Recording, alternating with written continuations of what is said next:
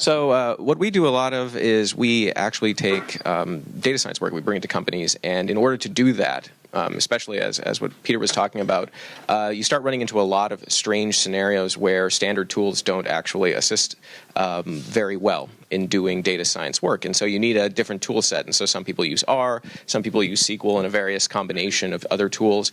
And so we elected to go with scalable Python inside of a SQL engine. And so what the reason why we had to do this is, one, data science is requiring us to leverage different types of inputs that go beyond simple structure. And so that means being able to actually parse text on the fly and work with image files and work with video files and so forth. The data size is also increasing, and so that scalability component becomes absolutely required.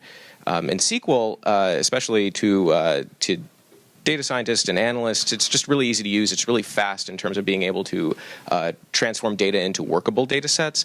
But at the end of the day, you need an analytics language and a much more complex language that'll let you work with these different new data types. And so we need a language as data scientists in order to be able, that goes beyond SQL, and actually one that's well supported and has a lot of excess packages that allow us to do work and allow us to do that in a repeatable fashion. So with that, hold on one second. So with that, we ended up having to create a platform in order to support the work that we did, and that's the Huge Data Platform. And so it's broken out into three key components. There's a distributed SQL layer, which actually allows you, whenever you make your calls, to run them all on each individual node and then bring the results back and work with that. And then there's a distributed analytics layer that we wrote that actually uses Python in it in order to power those functions. And then there are manual controls for Python and R calls, so that means you can actually, on each node, code in Python and then bring those results back. And so what I'm going to talk a little bit about is the paradigm for that and why we've elected to use Python inside SQL. So actually, Raul, you want to? If you want to, yeah go ahead. I just keep a slide there, Paul. One of the reasons we picked Python, just as a base, we wanted it to be something more powerful than stored procedures. SQL has nice stored procedures, but they're not as handy to handling a lot of data. We wanted to be able to use some user-defined packages. There's all these packages out there on the Python community that we wanted to be able to leverage. And then we also wanted to give the user the ability to write their own functions and to expand the SQL universe, just because at some point we can't support all of it, and the user has the knowledge. So I figure at that point they should be the ones writing those functions. So we had three main goals. One of them was to be scalable. We obviously wanted to make sure that it could run on a master worker paradigm, where the master does some of the work, but then the workers do most of it. The other one is to reduce time spent during analytics. We wanted to find the right language that a lot of people knew, and then a lot of people were written a lot of stuff on it. And Python was easy to integrate too, so that's what we liked that. And then we wanted to be extensible, meaning that we could build packages that we could leverage for our clients. Users could leverage for everybody on their enterprise. So that's why we picked Python. Let's see. Okay, sorry. Our approach was to make sure we obviously like SQL. I think most people are aware of how SQL works.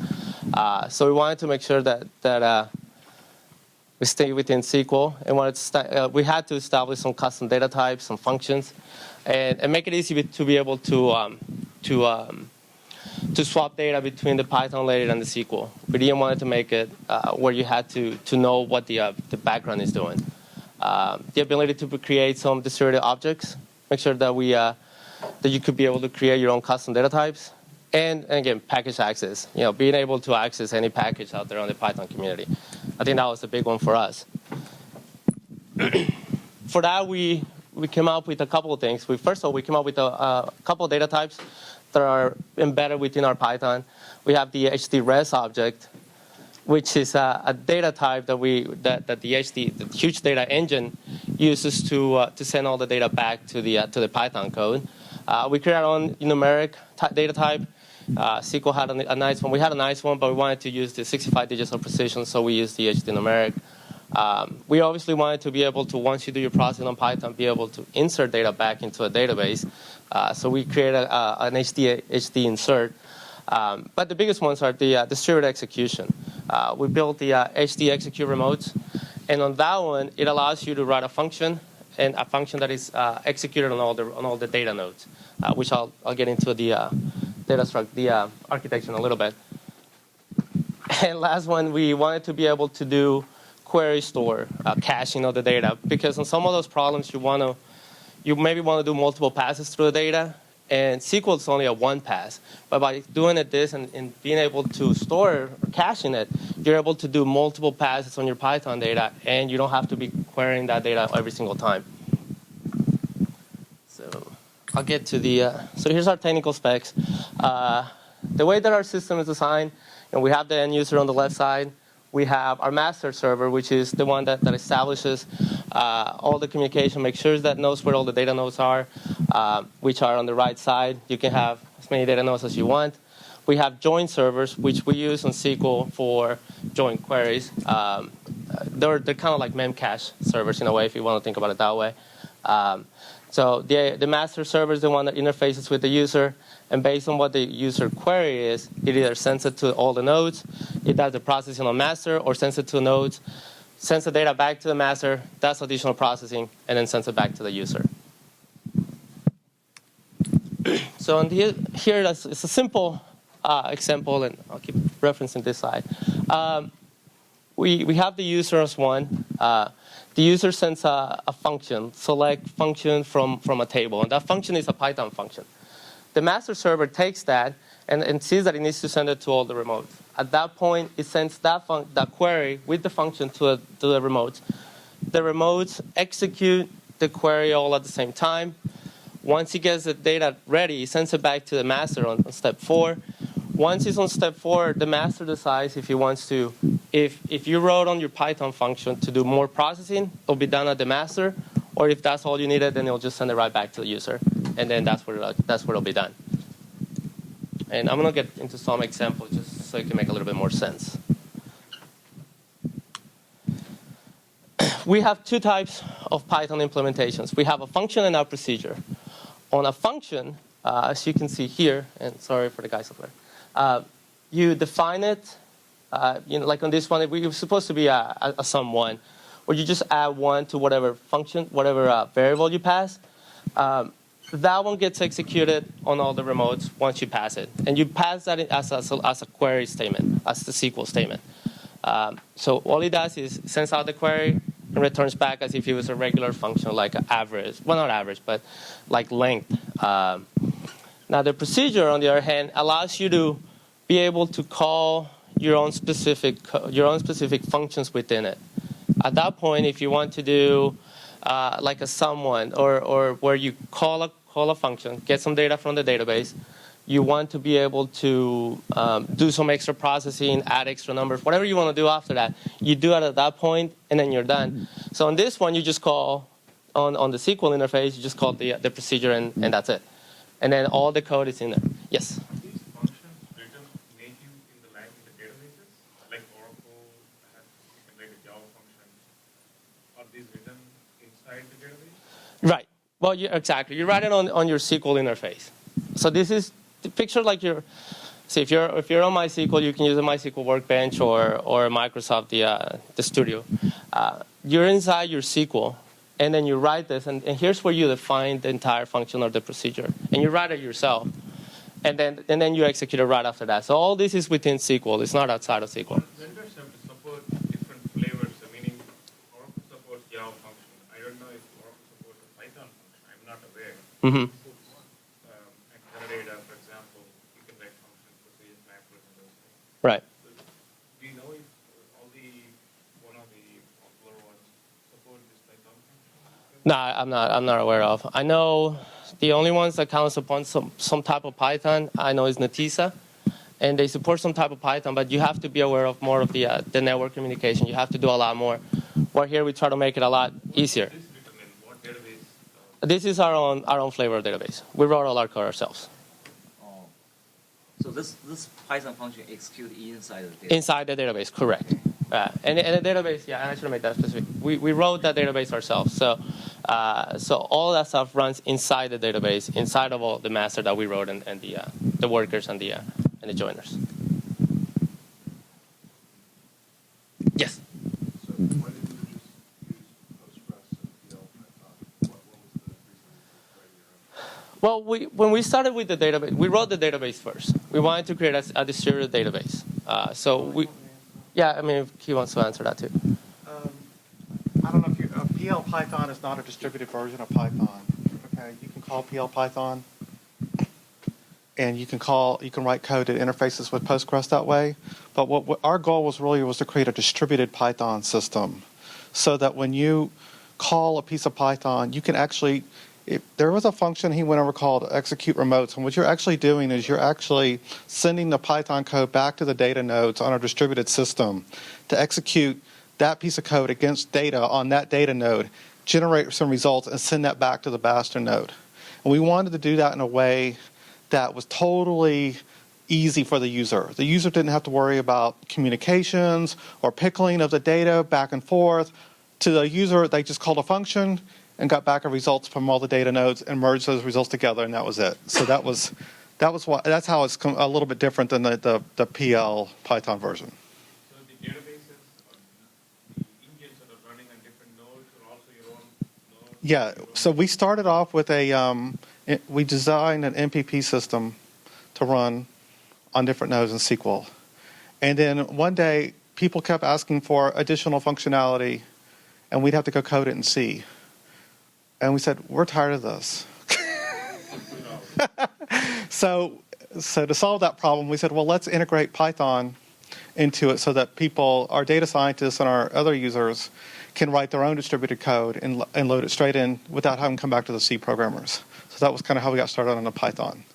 And since then now, I'm in the middle of finishing the distributed R system too, which can integrate actually with the Python system, but I won't go into that. But that's what got us going on the distributed Python system. You have a package that actually, or written package that can talk to your own database? Well, I have an internal R package that, just like I do, we have a module in Python called HD, which is actually internal to the C code on the database. That's not an external package. So when you write your Python code, there's a list of things you can call in that package. For example, execute query and execute query on remote nodes and stuff like that. So that's how it works.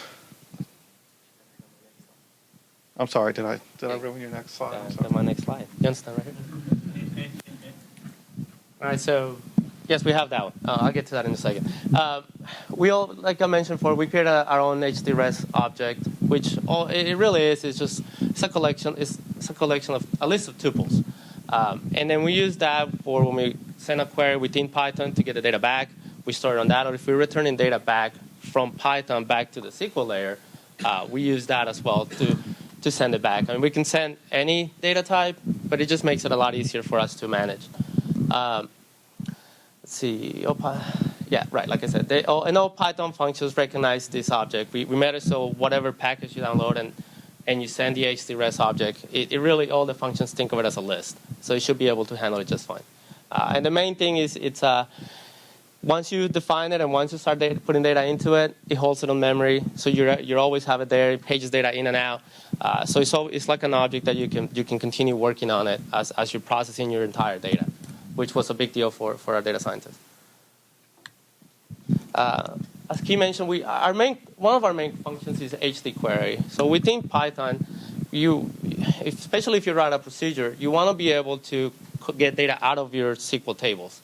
So even though you're inside SQL, you still want to be able to get that data out and do some processing, and then maybe put it right back in or return it back to a user. So we have our function called HD query. On that one, what it does is you can execute it on the master level, and then it'll go out and get the data from all the nodes. Or if you execute it on execute remotes, that function will go into each node, get the data out, and stay in there, do whatever processing you have, and then send the data back to the master, which is very handy when you're trying to just work on just small parts of the data, because all the nodes are working at the same time, but you also want to do some extra processing. So it's extremely handy for us. And here's a simple example. Here we always have the import HD, which is our package, and here we have HD query. And like I said, we just select some data out of the database, out of the actual database. And all we do is just return it right back. And that's an HDREST object. And you return it back to the user. Here you execute it, and you return it back to the user. Like I said, the idea at that point is, here this is executed at the master level. Once you get your data, most of the time you want to do some more to it. And then you return it back to the user. Or you can put it right back on the database. So the idea is to be able to go through your data much more than just on a single pass, or be able to apply any other package that you have. So that's what HDQuery is extremely powerful on our system. It also takes care of all the networking.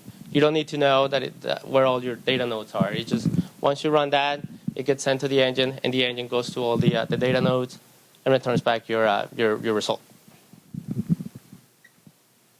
And like I mentioned, the idea is also to be able to put it right back into a database. You want to do some processing, and then you want to put it back into a database so someone else can use it, or you can use it for another procedure, or another team member could do it. So same thing on this. We do an HD query. We get the data out. We put it on a REST object. Then here we create a table inside the huge data engine, and here we just insert the data into that table. Like I said, at that point, now it's a table you can access through SQL. Like anything else, like with a simple select, and no one knows that it was actually done through Python. So that like I said, that's very handy when we're selecting and reinserting data. As Key mentioned, we have one of our strongest ones, the execute remotes. The advantage of the execute remotes is you might want to build a function, a distributed function, where each node pulls up a little bit of a data, whatever data it has on that data node. You want to do some extra processing, and then you want to return back to the master. The master gets it all back together, and then you want to do some more processing on that. The advantage of that is it's all distributed. So now you're writing your own distributed function. You do some small processing, you do some heavy processing maybe on the nodes, and then you send it back to the master, and the master does some additional processing after that. Like I said, the advantage of that is they're all running in parallel. The master does the final aggregation if you need to do some final aggregation, and then you send it right back. The advantage of this function, it handles all your connection between the worker and the nodes. You don't need to know what the nodes are. It picks all the arguments and it ships it over to the worker node, so you can have multiple arguments, as many as you want. And then it compresses the results once it's done processing the data on the nodes. It just compresses the results and sends it right back to the user. And it comes back as a list of all the nodes. So if you have 100 nodes, then you're going to get the result of 100 nodes. Each one is going to be its own independent tuple in the list, I believe. And I'll go through an example here. I'll make more sense here. So this is a simple example of execute remotes. Obviously, here's where our execution path starts. We have HD execute remote, and we're going to pass the function count days, and then we're going to pass it the function outlook, which we got from SQL. Once it goes that, then this function will actually get sent count days to every single data node, execute data nodes, which all it does is, hey, give me some of that data that you have locally, and then returns a length. So all it's doing is just counting the number of days. But each one is doing it independently at the exact same time.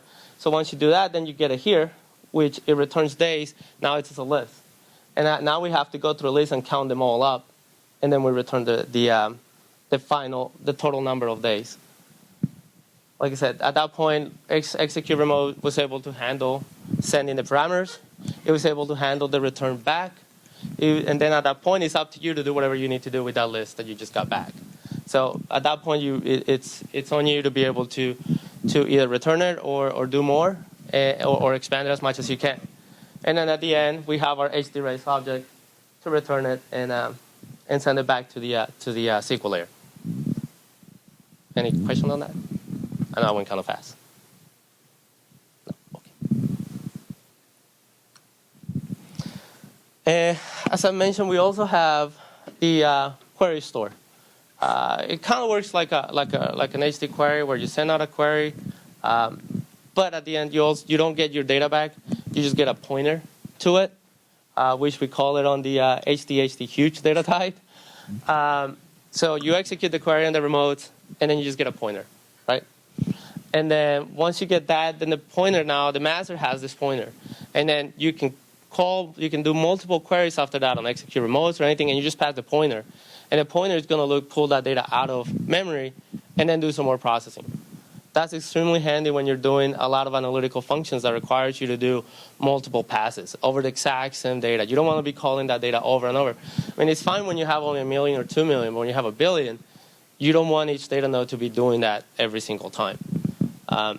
So the query story handles all the code parsing as well, validation of the function and parameters, and like I mentioned, it returns back the pointers to whatever structure is on the local servers. And I'll get a little sample here. It's a simple example here. Obviously, we start here on our store test.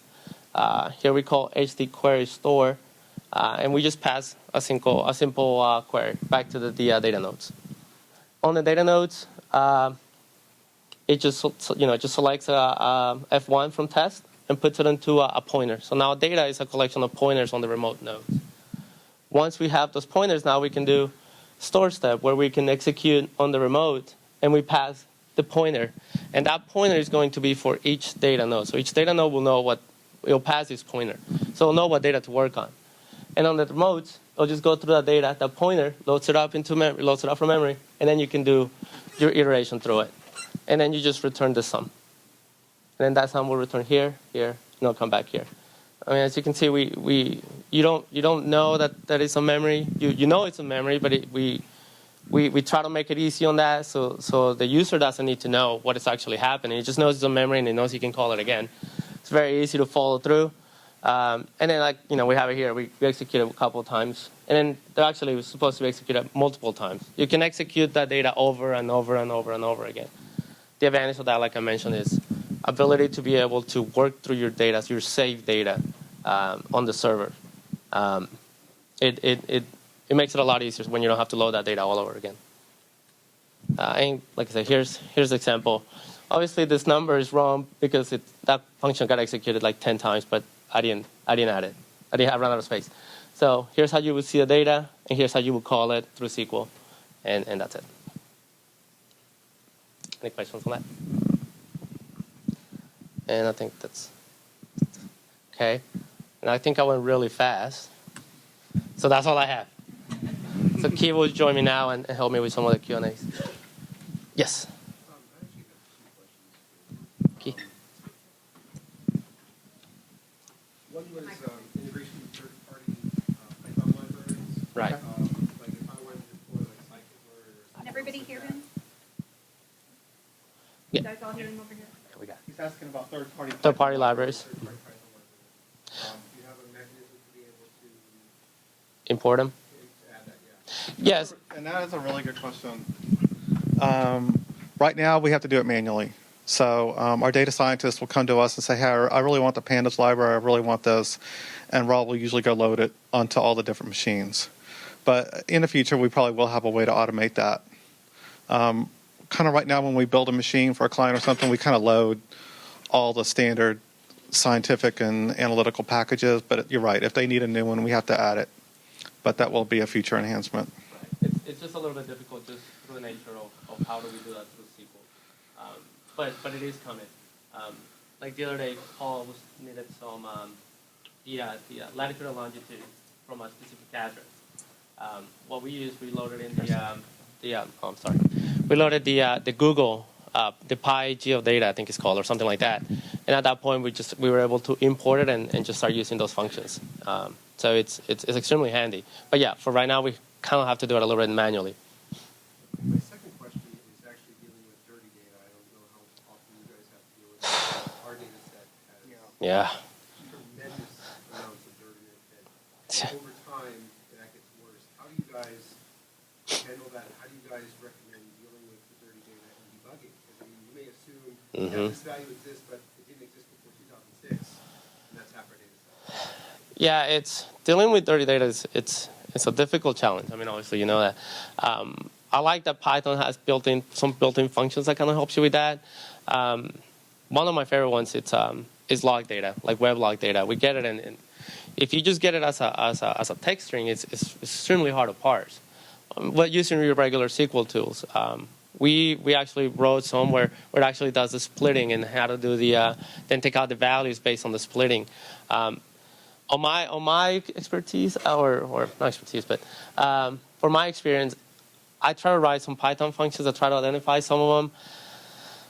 Just writing out a lot of exception lists based out of Python. It's hard, but I mean I try to use as much Python as possible when I'm trying to read that data and try to identify if it's a number or if it's not.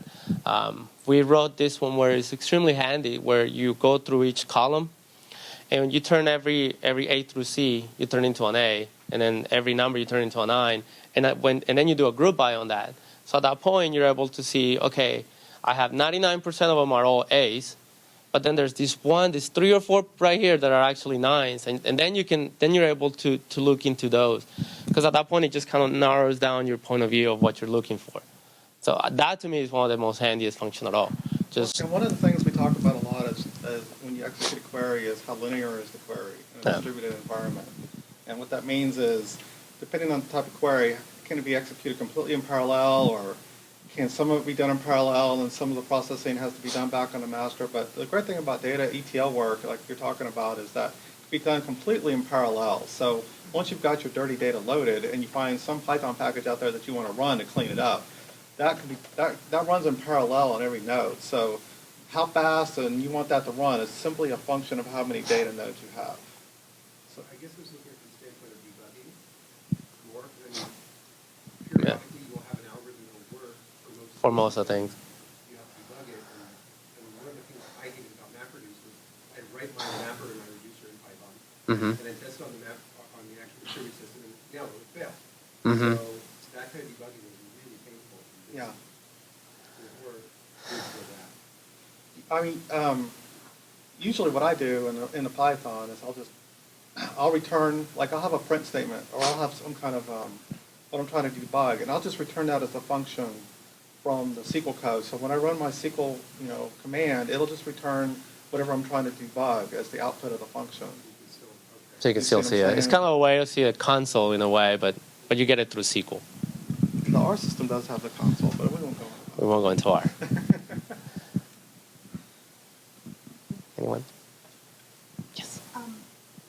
Can you write all code completely as if it were serial, or do you have to keep it in mind that it is distributed? How transparent is? It really is up to the user at that point. You can run it so it all runs on master, and if you have a data set that is small enough, you might see that actually works. Data loading or something. Right. So some stuff, yes, but as you start getting into the bigger data and the more complex data, you'll realize that I can't be bringing all this data back to master. You're gonna have to start thinking. It is a client-server model. It's not like a peer-to-peer model. So in a sense, you are executing sequentially because the master's gonna wait for all the data nodes to complete execution before the control returns on the master to your code. So while it is a distributed system, you're not having like these events going between all the machines and everything like you would on a peer-to-peer system. Right. Yes. Any questions over here? Yeah, we got one right here. Go ahead. So I actually have 2 questions. So first is, can you describe for more information about what is the largest data you can handle today? And Yeah. what are the limitations? Yeah, and that's a function of how That's- fast you want your query to run, Yeah. really. I mean, Like in terms of raw data or like how many records? We have one right now that's 15 billion that we process. yeah, we have one that is about 15 to 18 billion rows, and that one is running on our main production system, which is 112 data nodes, which it's pretty fast. But then you get into the problem of if you're just doing a simple query, it will be really fast. But now if you start doing some queries like aggregation or count distinct, where some of the data has to come back to the master, then you're going to suffer a little bit through that because it can't be completely distributed. And the goal from day one, so many years ago we started this crazy project. The goal from day one was I wanted the problem that you just described to be a hardware problem and not a software problem. Mm-hmm. If we needed it to be faster or handle more. I wanted them to be able to go out and buy more computers and not come back to me for the solution. I want it to be, we need to call Dell. So, But there's, based on my experience, there's always sort of a bottleneck. Mm-hmm. So if you reach like hundreds, you know, you think you can go to thousand, but maybe there are bottlenecks. Yeah. yeah, so and that's you're right, and it depends on the type of query you're running. Mm-hmm. You know, if you start getting into joins, complicated joins and stuff like that, you're gonna, and that's why on this latest production system, we put a 40 gigabyte network on it, which, to solve a lot of the problem. And we also get into a situation where you got so many, you get to so many data nodes, and yeah, you're processing all this data in parallel, great, but then you gotta bring it back to your master node for the final aggregation. Well, now that you have so many data nodes, that could be quite an arduous task. So sometimes we'll actually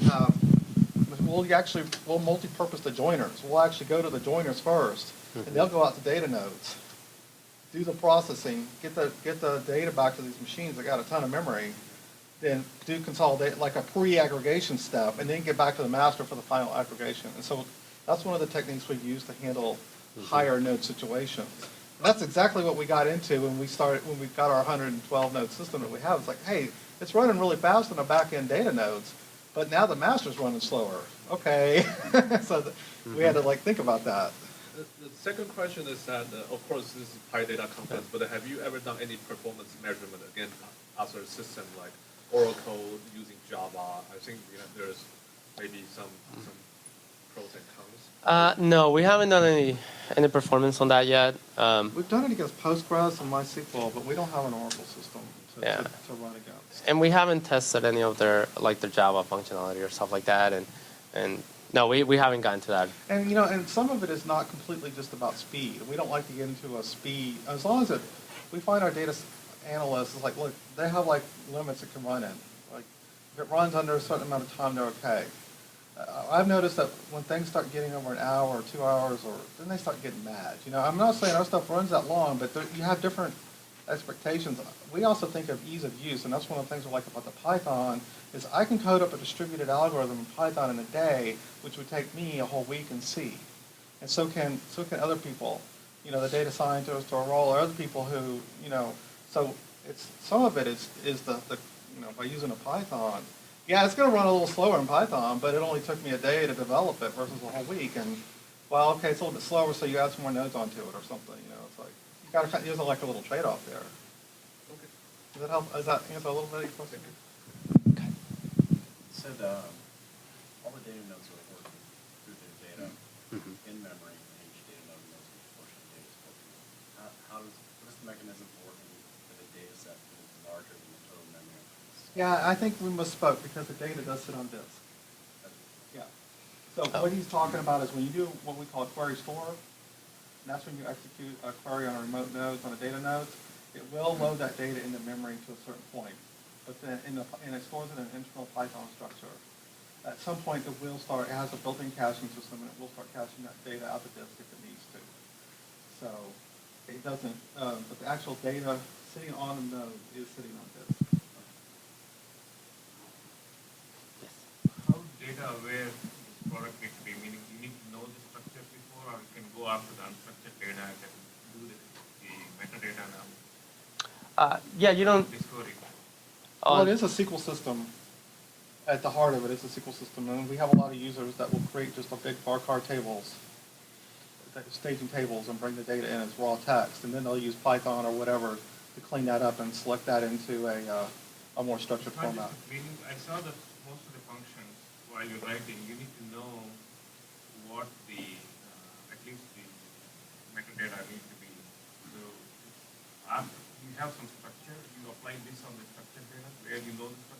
Well, yeah, like I said, and since it is a SQL system, it is a structured database system, but I mean, you can get around that by just creating one field in your table, right? A big blob or a big text field, loading whatever you want into it, a bunch of log data or a text file, and then a bunch of XML file data, and then running Python code to parse that XML data on a per row basis and convert that into a structured format or process it, in place.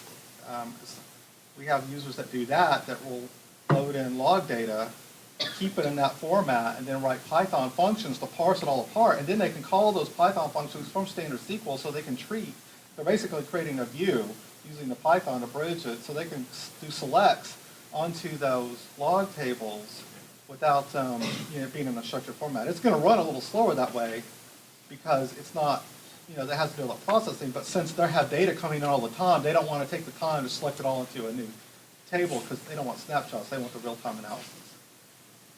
All right, we have time for one more question. Anybody? We have